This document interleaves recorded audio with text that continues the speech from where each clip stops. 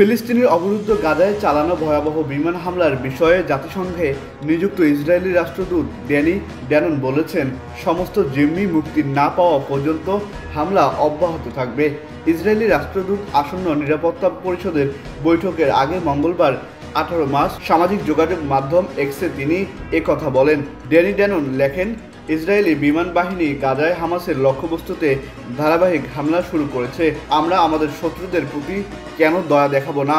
আমি স্পষ্ট করে বলতে চাই, আমাদের সব জিম্মি বাড়ি ফিরে না আসা পর্যন্ত ইসরায়েল থামবে না।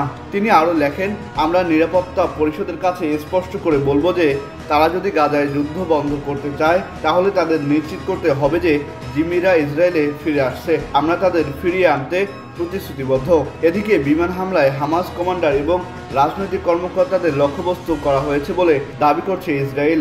ইসরায়েলের সম্প্রচার কর্তৃপক্ষ জানিয়েছে, ফিলিস্তিনি সশস্ত্র আন্দোলনের সিনিয়র ব্যক্তিত্বদের লক্ষ্য করে সর্বশেষ এই হামলা চালানো হয়েছে। ইসরায়েলি প্রধানমন্ত্রী বেনিয়ামিন নেতানিয়াহু কার্যালয় জানিয়েছে, আলোচনায় ব্যর্থ হওয়ার পর আবারও এ হামলা শুরু করা হয়েছে। আহসান সাকিব, আকাশ জমিন, নিউজ ডেস্ক।